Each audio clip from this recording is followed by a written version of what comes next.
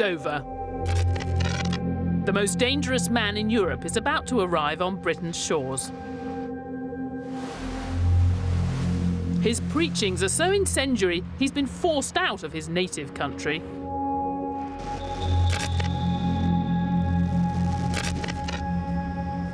Only liberal Britain will tolerate his presence on her soil. He heads to London to live in exile.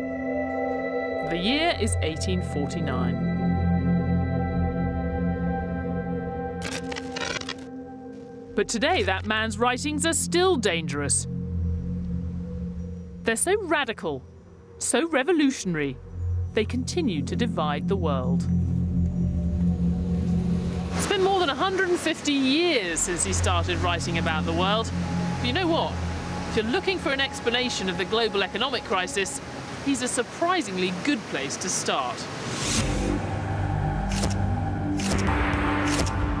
With everything going so wrong, you have to wonder, is Karl Marx turning out to be right?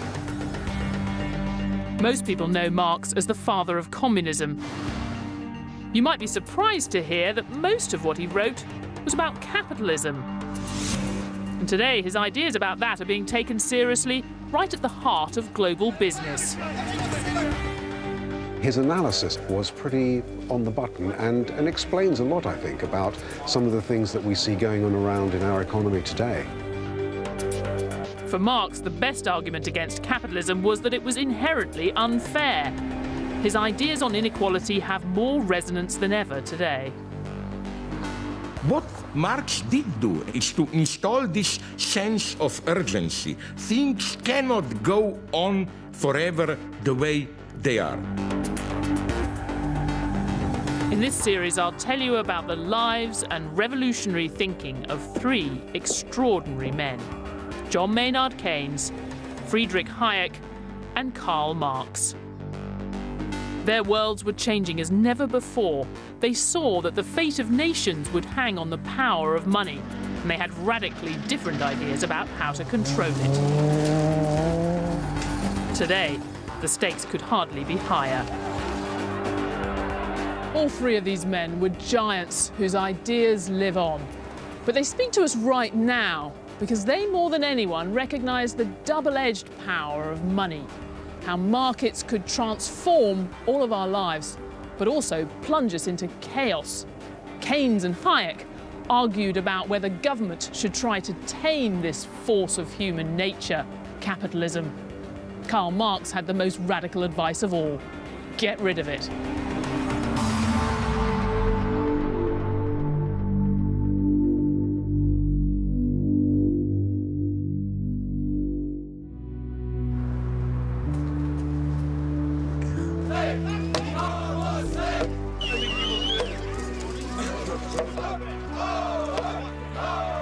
In 1989, Karl Marx's reputation lay in ruins.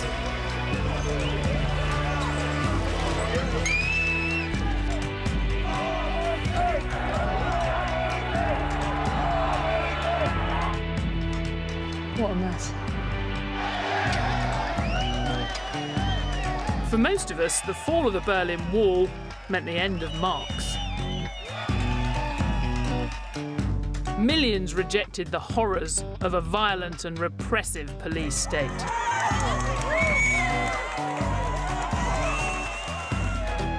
And because the communist countries claimed Marx as their inspiration, his ideas were cast aside as well. When this wall came down, I was just studying economics at university. Back then, we thought we knew two things about Marxism, communism. One was it hadn't delivered freedom for the workers, quite the opposite. The other, just as bad if you're an economist, is it hadn't delivered prosperity. The communist approach to the economy just hadn't worked.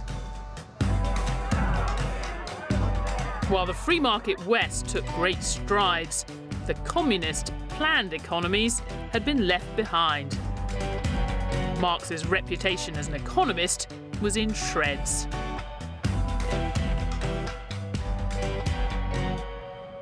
In the last few years, something strange has happened. It's like the global financial crisis has brought Karl Marx back from the dead. And we still don't care what he said about communism, but people are going back to his damning assessment of capitalism, all its deep-seated flaws, with a nagging doubt, is it all now coming true? When times were good, Marx was nowhere. But now the Western economies are in crisis, he's attracting new interest right at the heart of the economic establishment. From a former IMF chief economist, Marx is right on a number of dimensions. He certainly is right that income inequality can be a source of tremendous tension. to the man who saw the 2008 crisis coming. He understood that there are situations in which capitalism and globalization can lead to economic crisis. And an economist at one of the world's leading banks. It's quite hard to convince people who live in Chelsea or Chelmsford that this is of great relevance to them, but actually it's worth a bash. Anyone in Chelsea or Chelmsford who thinks Marx is only about communism is in for a shock. It's what he said about capitalism that rings so true today.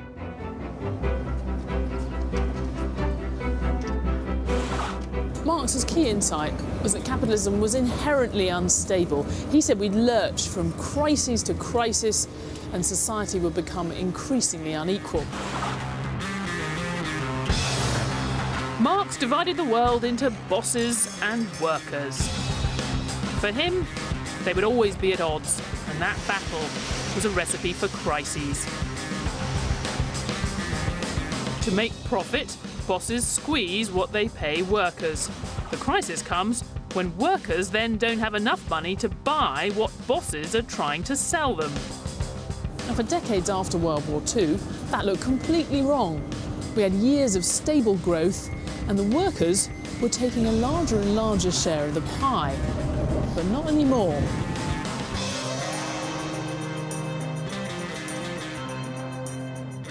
Marx would explain this crisis in terms of the fact that ordinary people haven't got enough money to spend. Why haven't they got enough money to spend?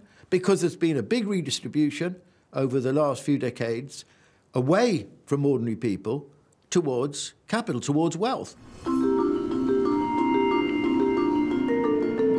And for Marx, there's no turning back. He thought there were laws of motion running through human history. Capitalism would produce bigger and bigger crises, and then it would collapse. And he believed that the force driving us to this final collapse was the same one that built our world in the first place: the power of money. Marx had a very simple formulation about crises, which is that they are manifestations of the fundamental flaws, or contradictions, as he called them, of capitalism. How would Marx have suggested solving the crisis is, of course, by abolishing capitalism. Is capitalism living on borrowed time? Are you taking me? Are you asking me? Sometimes it doesn't feel that far-fetched. Here's why I've been thinking more about Marx. It's because the last few years hasn't felt like an ordinary recession. It hasn't felt like a crisis for one economy or for a group of economies in the West. At times it really has felt like a crisis for the system, for capitalism as we know it. You want a bigger explanation, and no one's ever had a bigger explanation for everything that's happened than Karl Marx.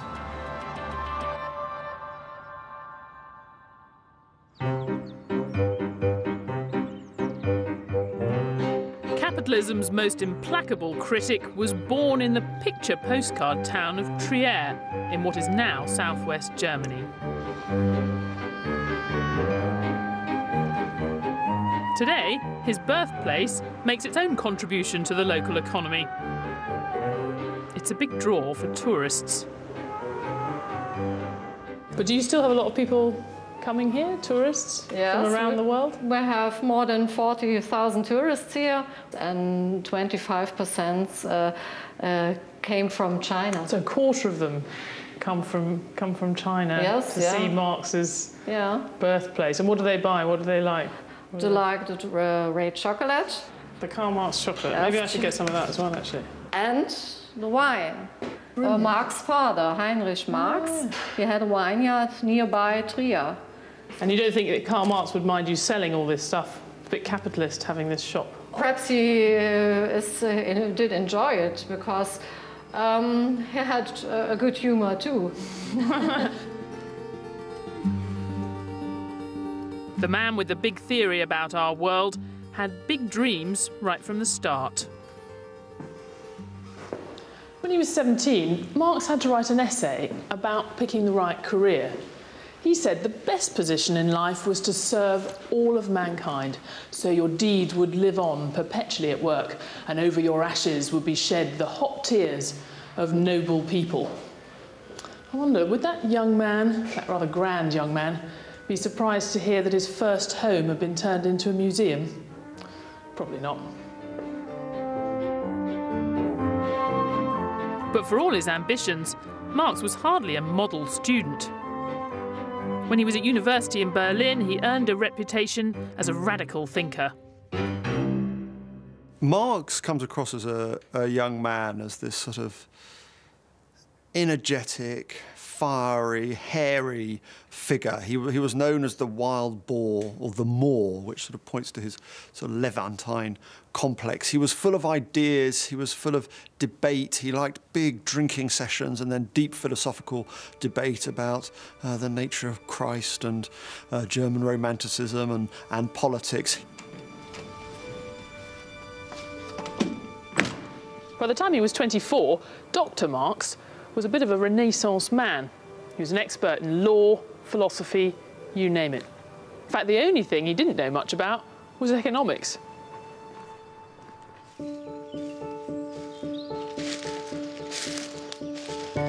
That all changed in 1842. Marx, by now working as a journalist, heard about a controversy in this wood that would help shape his understanding of how the world works.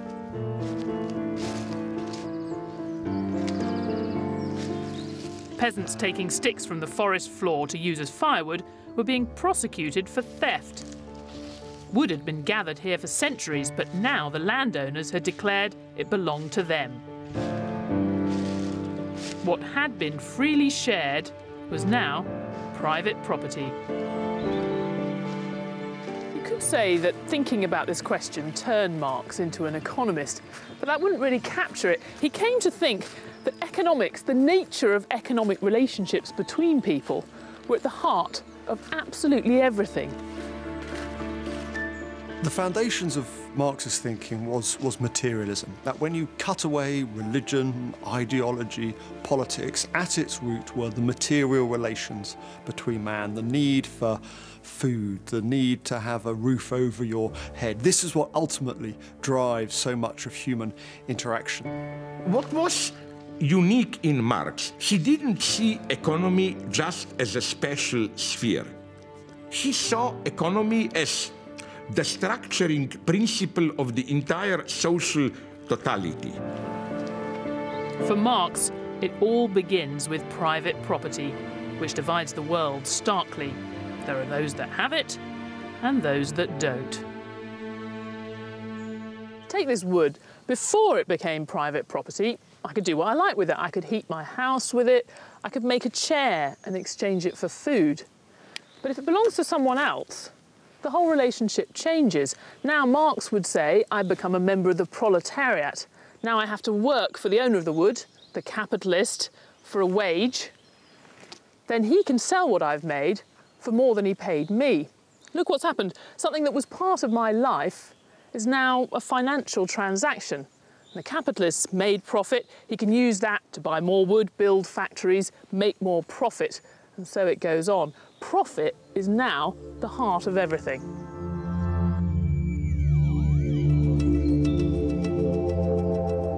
So there you have it, the Marxian view of capitalism, or the gist of it anyway. If you want more, you'll have to wade through hundreds of pages of Marx for yourself. The key point for us is that that driving force of capitalism, the need to earn more and more profit, well, Marx thought that was also a recipe for constant crises. So Marx would say you could trace the roots of the crisis we're in today right to the very heart of capitalism, to its need to generate profit.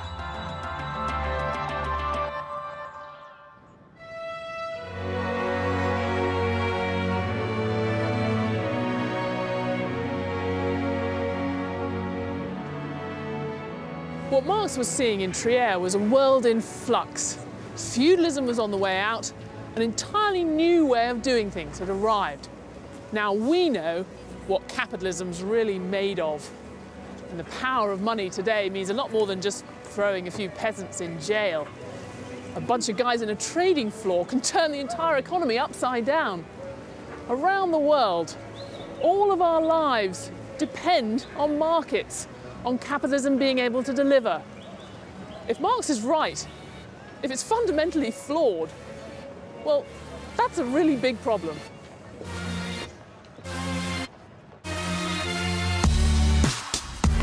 We might see a complex modern economy which all of us have a stake in, but Marxists would say the same old rules still apply. For them, who owns what still means everything. They see workers still slaving away, and capitalists, or bourgeoisie, still exploiting them, always striving to make more profit.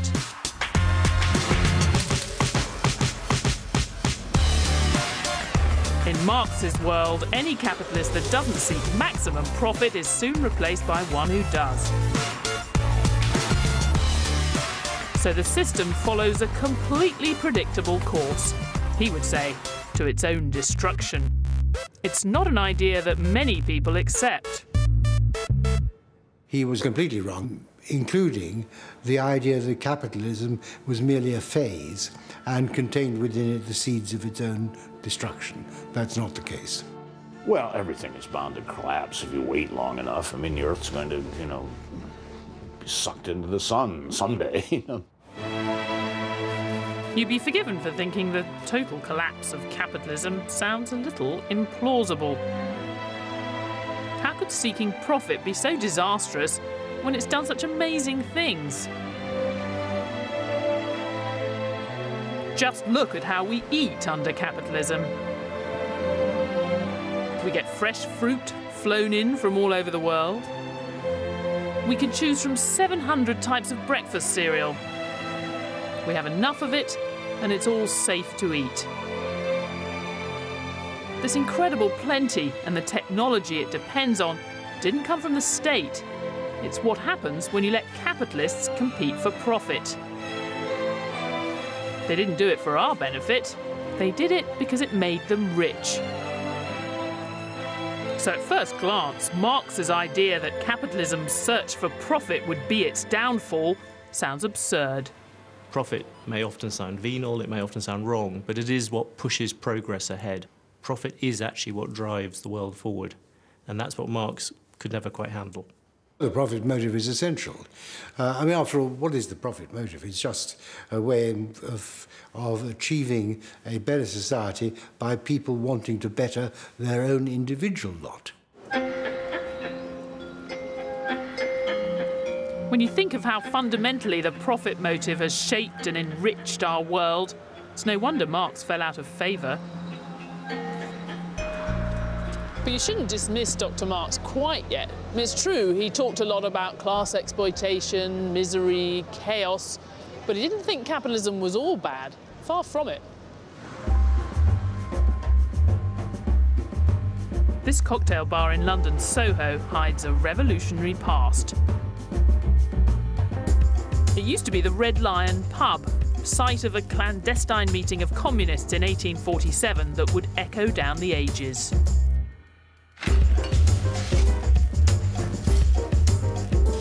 It was at that meeting that they commissioned Karl Marx and his sidekick Friedrich Engels to write one of the most incendiary pamphlets of all time, the Communist Manifesto.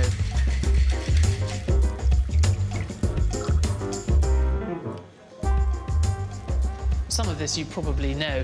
The famous opening line, "A spectre is haunting Europe." And of course, the end, about the workers having nothing to lose but their chains. They have a world to win.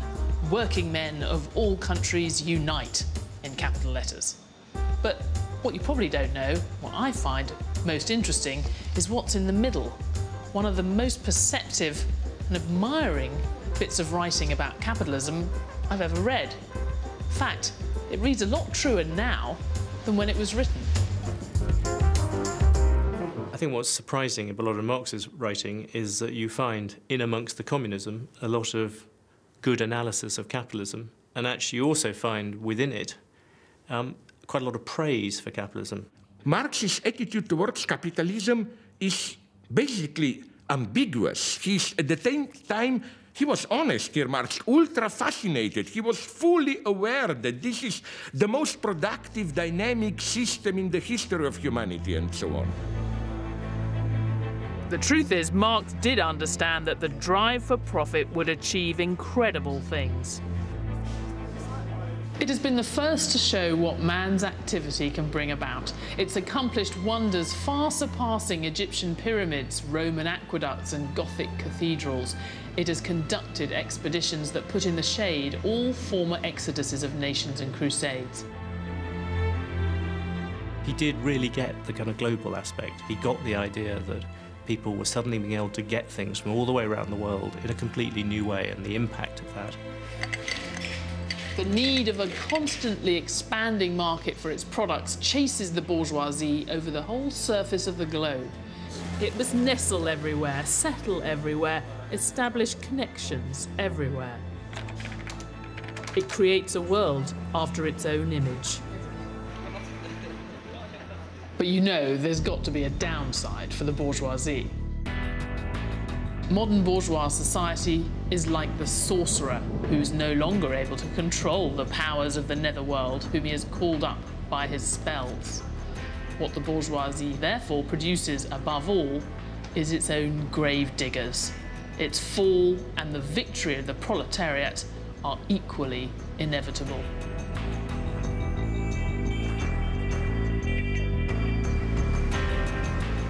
It's stirring stuff, but it does raise a bit of a puzzle. How can Marx think the capitalists, the bourgeoisie, are so brilliant and yet so doomed? Well, for him, it all came down to the way they treat their staff.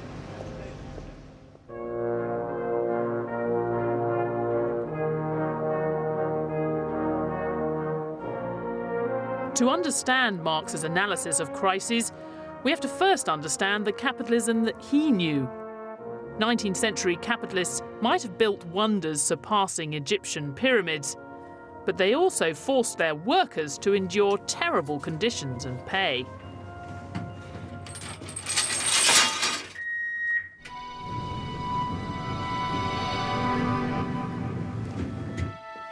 The Industrial Revolution and all the incredible achievements that followed were made possible by coal miners.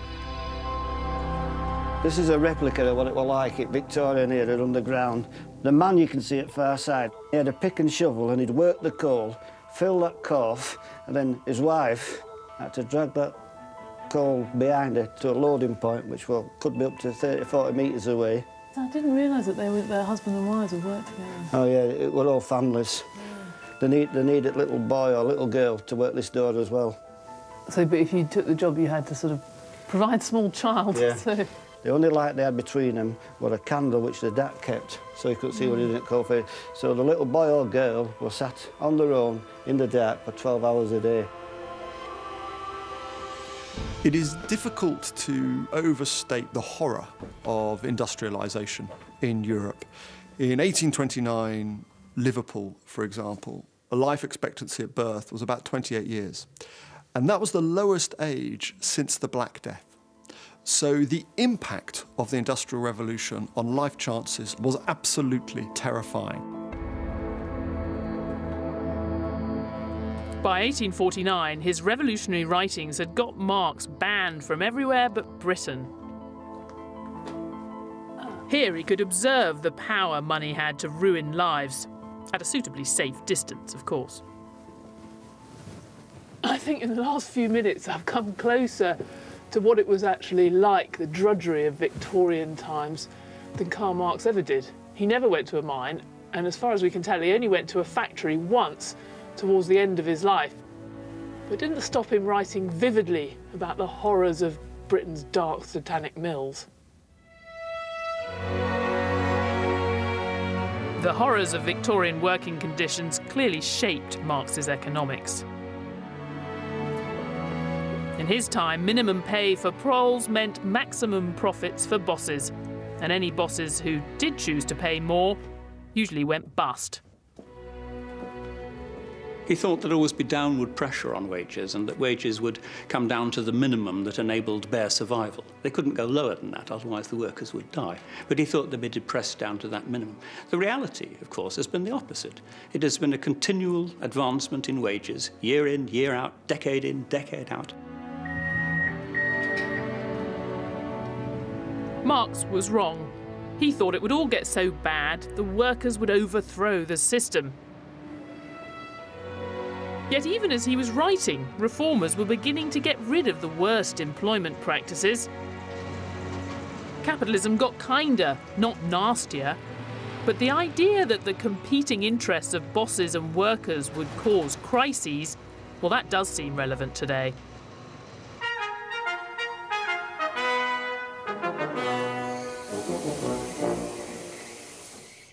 Now, it's a very sophisticated argument, so I'm going to need children's toys to explain it. But let me say right at the start, none of these toys endorse any kind of violent revolution. Now, here's the mine owner, capitalist, miners, with or without hat. Now, imagine that there aren't very many miners around. Then, the mine owner has to compete with the other capitalists for workers. Probably ends up having to pay them more than he'd like to. The trouble is, those higher costs cut into profits. Now, if that's happening across the economy, you've got a declining rate of profit and a lot of capitalists going out of business. You get a crisis. You get countless workers losing their jobs, having a terrible time, until finally wages fall far enough the capitalists can go back to exploiting them again. So, high labour costs are bad for business. But what makes the collapse of capitalism inevitable for Marx is that the bosses are in trouble even when they have things their own way. Now imagine the opposite situation. You've got loads of workers, all of this lot competing for a single job. Then, well, no wonder he's smiling. The capitalist only has to pay the workers the bare minimum. This bucket is what Marx would have called the industrial reserve army of the unemployed. As long as that's full, this lot can keep paying very low wages and keep making profits. Except, in the end, there's a problem. Because badly paid workers don't spend very much, and not very much spending in an economy is not good for business. You get another crisis, more capitalists going bust, and this crisis is going to be harder to fix. So you can see why Marx thought the capitalists were in trouble no matter what they do. They never want to pay the workers more money. They always need to make more profit. But in seeking out profit, they end up eroding the basis on which it's made. They've forgotten, if you like, where their money ultimately comes from. The punchline, as ever with Marx, is that capitalism is doomed. So that's how problems with wages can cause crises, at least in theory. But how is any of that relevant to right now? A Marxist would say that little parable with the toy men tells you everything you need to know about the financial crisis we've just seen. In fact, they'd say you could explain the last 40 years of world history entirely in terms of capitalism's desperate need to have the advantages of a ready supply of cheap labour, but none of the costs. And you don't have to take my word for it.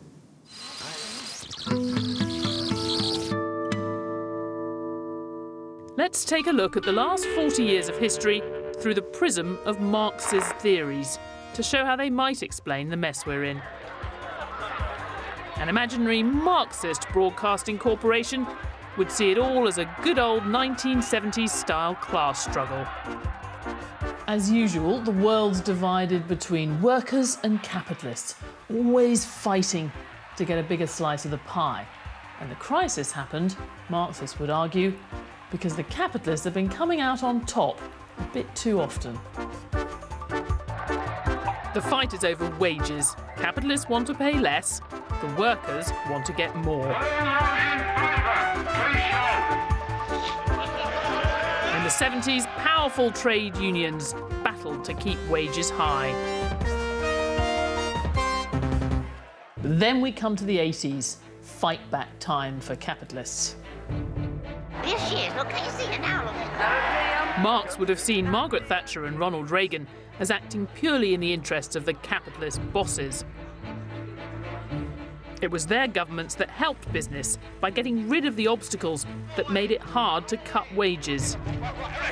The violence and intimidation we have seen should never have happened.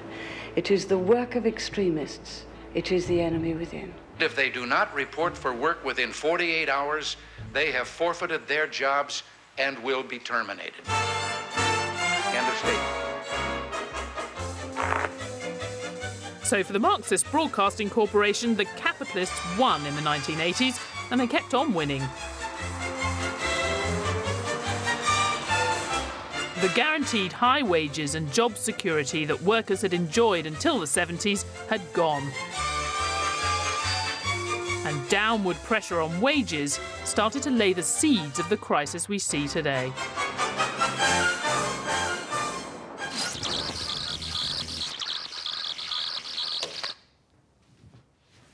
Well, it's great telly. Is it actually true? Well, we know the Marxist view of history is right about one thing, at least in Britain and America. Earnings at the very top have soared in the last few years, and everyone else has been squeezed. In Britain, real earnings have been flat or falling for the best part of 10 years, since before the crisis. And in America, that's been happening since the 70s.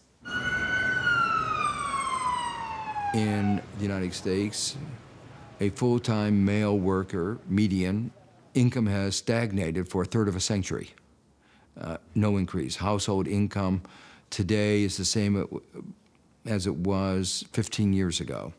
All the increase of the income has gone to the top. The share of income in the United States that was going to the top 1% of the households 20 years ago was around 12%. Today, that share is closer to 23%.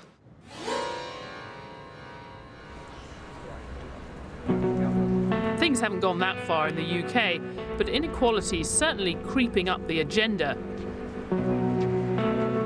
So have the greedy capitalists been picking the pockets of the workers? So why do I think all that money's been flowing to the top? Well, I don't think it's a big conspiracy, but there have been social and political changes that have made a difference. We used to have really big unions. We used to have very high tax rates on rich people. And we had social norms. It just wasn't done for the people running a bank to take a huge chunk of the profits for themselves. Those things help keep a lid on inequality. We don't have them anymore. But really crucial to all of this has been the changing structure of our economy.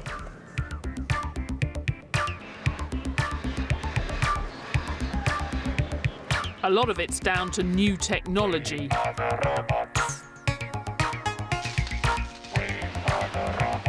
Work previously done by hand is now done by machines. With fewer workers needed, there are more competing for every job, meaning bosses can pay them less. But perhaps the most significant factor is globalization. With falling barriers to trade around the world, global business has gained access to a giant new pool of cheaper labour. you have brought into the market now millions and millions of new workers in China, in India, in other parts of Asia, in parts of South America, Brazil, for instance. So that process has transformed the capital-labor ratio on a global scale. For example, an analyst can as well be sitting in the Philippines or in Mumbai to do the job that is done at a much higher price in New York.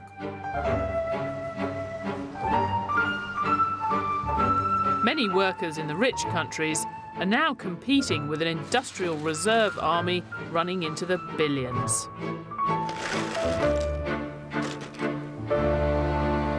I think in emerging market economies, there'll be an overwhelming vote in favour of what has happened because almost everyone is better off than they were and would have been. But that's less evident in the industrialised world, where many lower paid people have become even lower paid relative to those who've prospered. And that is a concern. For years after World War II, we could be pretty sure Marx was wrong. Where you had capitalism, it was working pretty well. You could talk about a rising tide lifting all boats. But you look at the global economy today, I think you see a capitalism that Marx would recognise. It's lifted hundreds of millions out of poverty in China, but for most ordinary people in the West, the system's not working at all. For them, capitalism's not coming through on its side of the deal. It's an analysis that rings true even for the leader of the world's biggest economy. Long before the recession, jobs in manufacturing began leaving our shores. Technology made businesses more efficient, but also made some jobs obsolete. Folks at the top saw their incomes rise like never before. But most hardworking Americans struggled with costs that were growing, paychecks that weren't, and personal debt that kept piling up.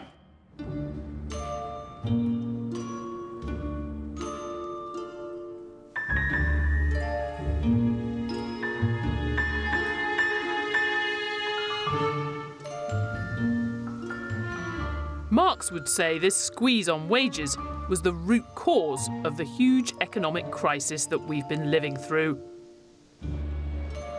But you might see a problem with the Marxist explanation. If it was all down to low wages, you'd expect the crisis to have started where people spend their pay, out in the real economy. One way or another, that is how most of the recessions since the war have got started.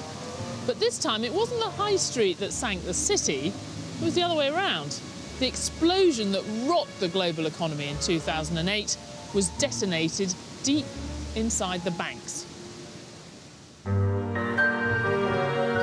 So how would Marx link low wages to troubled banks? The answer is, he saw capital as endlessly adaptable.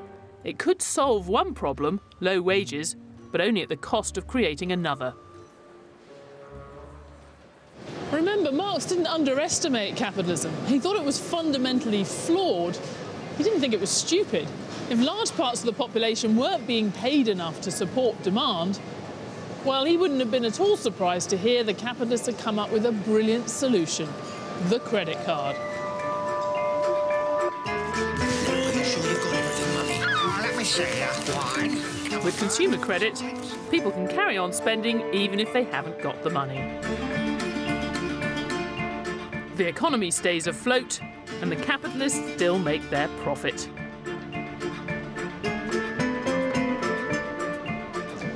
So credit provided an answer to all of capitalism's woes, but only for a while. Remember, Marx thought the system was fundamentally flawed. They might be very clever, these capitalists, but now more than ever, they were living on borrowed time. Baby, your ship is coming. As we know, it went well beyond credit cards. What ultimately brought the crisis to a head was the billions borrowed on mortgages. People thought the value of their house would keep going up forever. Housing credit is beautiful because if your house price is increasing and you're borrowing against the increase in value of your house, you don't feel you're borrowing your way into debt. But of course you are. In America, it happened on a massive scale. There, as we know, the capitalists were getting richer and richer. They couldn't spend all of their extra money. Driven, as ever, by the desire to make more profit, they lent it out in riskier and riskier ways. The name given to this lending might well be familiar. Subprime. What we did is, as the incomes of most Americans were stagnating or even declining, we said, don't let it bother you. Keep spending as if your income was going up. And they did that very well. I mean, who would oppose it? The banks who are making money? The households who are getting their house? The politicians who have happy constituents? I mean, there is nobody who's going to be unhappy in this process until it collapses. And we all know how it ended. In retrospect, it seems obvious. Lending to people who couldn't afford it wasn't a lasting solution to anything. It led to a housing bubble which burst, threatening some of the world's biggest banks. And thanks to our integrated world, what started in the United States spread and infected the entire system, causing a global recession. So here's the Marxist explanation for the crisis we've just seen. You've got a global economy with businesses getting better and better at squeezing wages and pushing up profits. But there's a problem.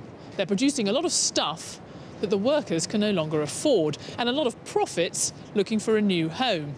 The global property bubble provided an answer to both those problems. The system was kept afloat on a mountain of debt, but it was only a matter of time before it all came crashing down. Capitalism's only ever as strong as its latest temporary fix.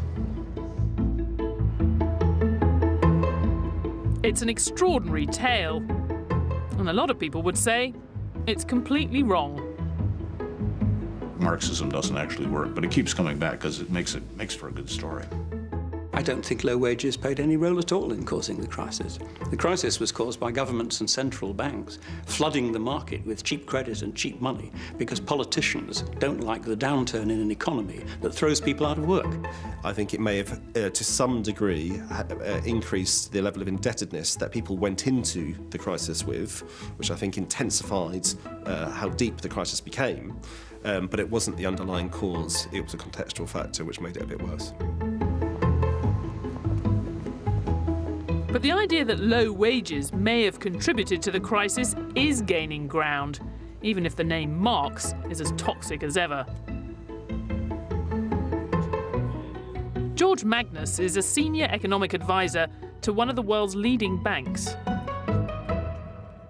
You've been writing quite a lot about Marx since this crisis started. How did you come to look at him again? Actually, it was on this trading floor. It was probably the weekend before Lehman's went bust, and it's normally a little bit noisy, but at the time it was, you could hear a pin drop. It was that deathly quiet, and I could almost feel, you know, that the global system was frozen. And it was quite a scary thought. It took me back to a lot of the things that I used to read about and study when I was much younger, the days when I actually read Marx for fun. And you wrote about that, and what was the reaction? I did get a lot of hate mail, I have to say. There are a lot of people who were quite opposed to the idea that anything that was socialistic or Marxist, you know, could be at all considered serious in the mainstream. A lot of this hate mail, I have to say, came from the United States, and I was accused of being, you know, an Obama clone and... President Obama, the well-known Marxist. The well-known Marxist, very mysterious forces. So there was a lot of negative reaction from, I think, people that probably predictably, you know, had already tied their own ideological colours to the mast. But the people who do find value in Marx aren't necessarily going to follow him all the way. I think Marx helps in framing the problem, but I think the solutions have to be different given the different environment we are in. Except Marx would insist the trap is inescapable. Capitalists must seek profit above all else, or they'll go out of business. So why would they ever choose to give workers a bigger share of the pie? What Marx would say is that we have to look for ways out of this crisis which look beyond the restoration of capitalist class power. And I think this is a time when we actually need to start to thinking about the revolutionary solution again. But who exactly is revolting against who? Marx divided the world neatly into workers and capitalists, but today his stark distinction is incredibly blurred. Bosses work for themselves and workers own shares.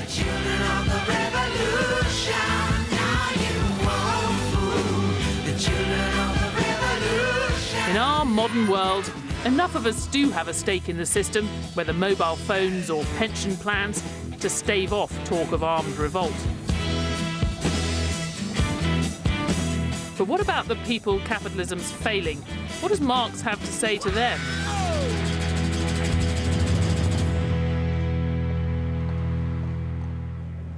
It's really amazing how well Marx seems to understand our world, where we're more interconnected than he could ever have imagined, and where all the faces of capitalism, good and bad, are now on display in pretty much every corner of the globe. But he was the one who famously said it wasn't enough to interpret the world, the point was to change it. If you ask him what exactly we're supposed to replace capitalism with, well, he had remarkably little to say about that.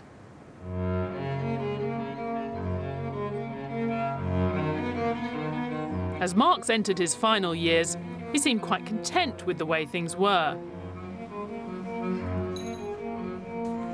He'd been poor for a lot of his life, but by 1856 he had enough money to move to London's suburbs.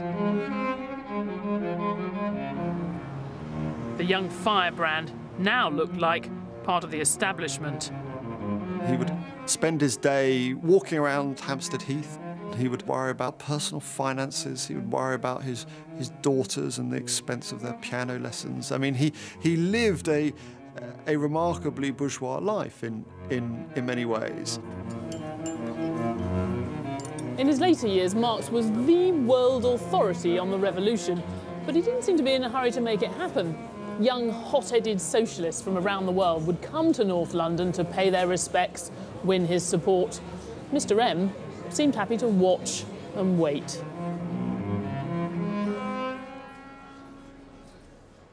Marx only really had contempt for terrorists, those who were seeking to fast forward political progress by having change through arbitrary violence.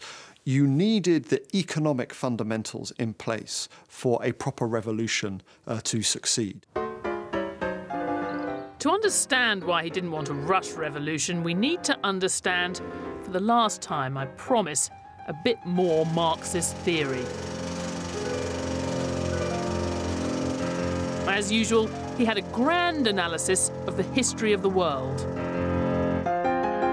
He saw the great sweep of humanity's endeavours, from the caveman to the slave societies of Greece and Rome, to the feudalism of kings and castles, all of which was replaced in turn by our own capitalist system of bosses and workers. Incredibly unfair, but also incredibly productive. Marx said only when we'd got everything we could out of capitalism could we afford to have a revolution.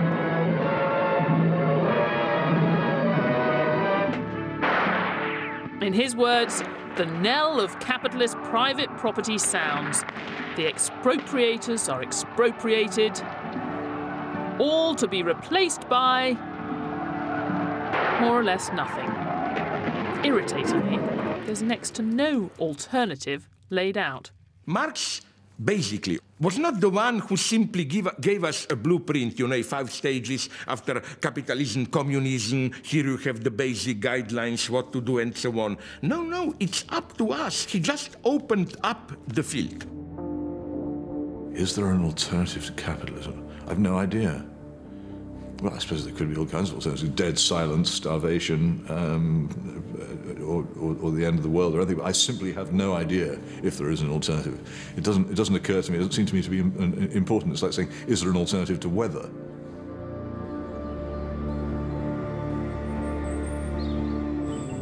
Marx said we couldn't describe what the next stage of human development would look like any more than a feudal serf could have described our lives today. To which you might say, fair enough. Except you might also think it was pretty telling. After all, nobody else has been able to describe a convincing alternative to capitalism either. I think he would have written a lot more had he lived 10 years more on what a socialist republic would look like. And who knows, but that might have saved the world a lot of bother.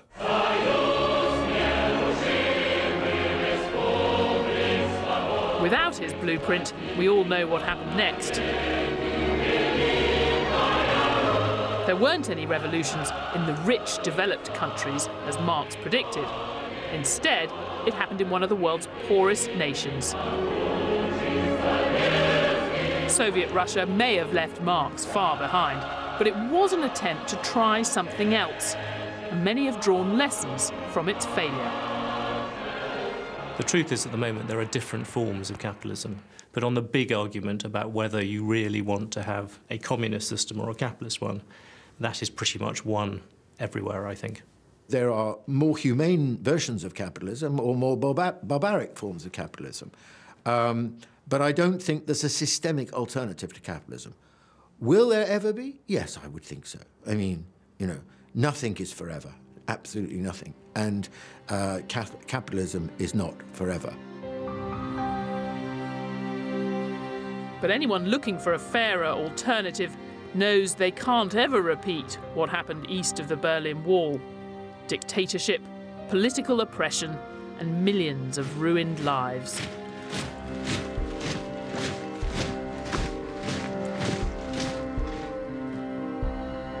From 1945 till 1989, this was the main remand centre for political prisoners in communist East Germany. Today it's been turned into a memorial. There was a special ideology: whoever we arrest, he or she is guilty.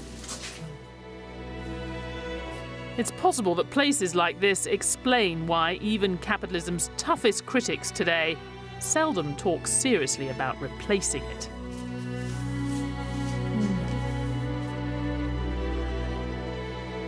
You can see with all these protests in Europe, Greece, and so on.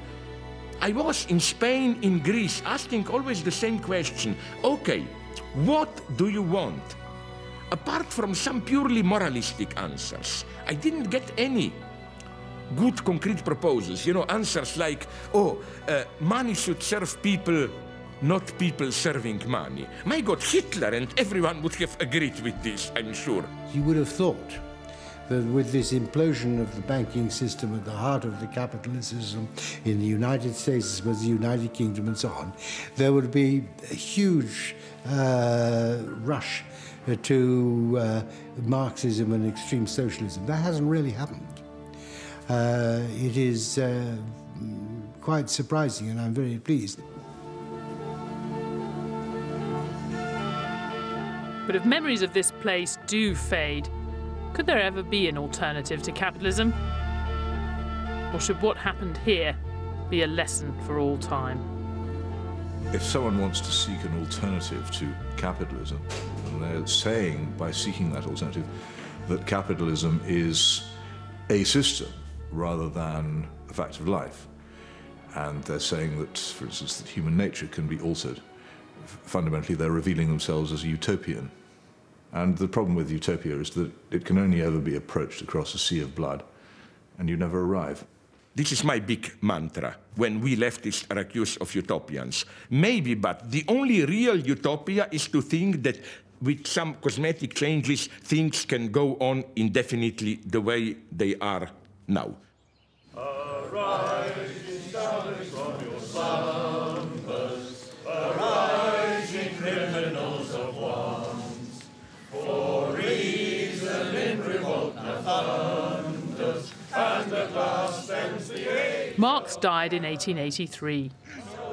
In a speech at his grave, his longtime friend and collaborator Friedrich Engels declared, "His name and work will endure through the ages." For most of the 20th century, his name did endure, though usually for all the wrong reasons. But now it's the 21st century. What can this long-dead Prussian really say to us?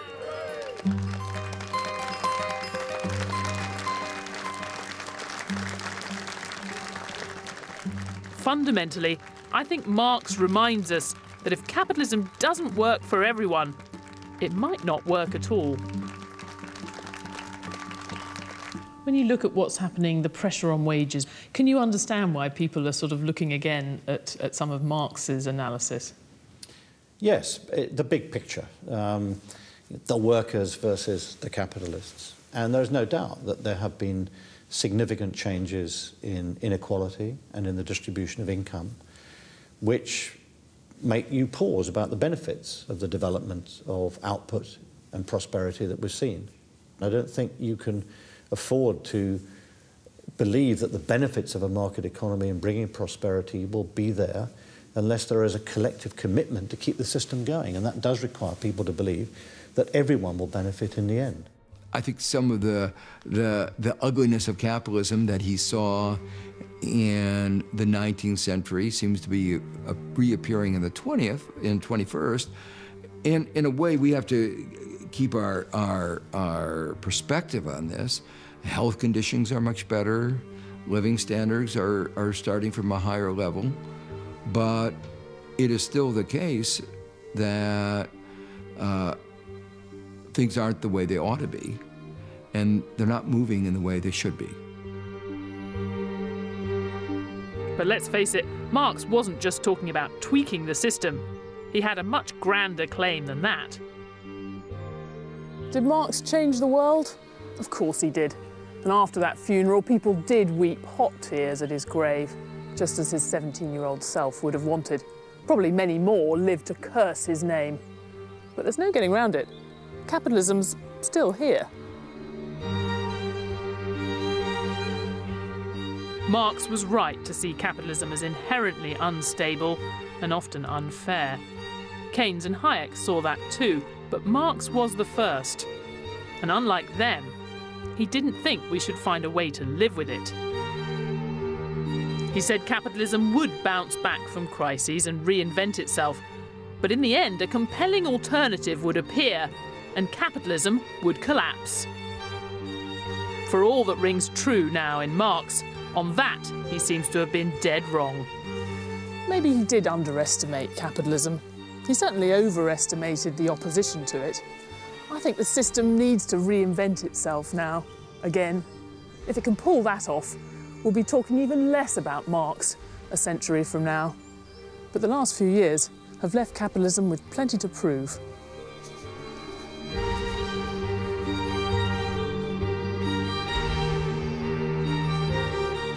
The Open University's produced 6 one-minute animations to explain some of the key economic ideas that affect all of us. So if you want to learn how to spot an invisible hand or other secrets of economics, go to bbc.co.uk/Masters of Money and follow the link to the Open University. Next this evening here on BBC HD, stay with us, it's Never Mind the Buzzcocks.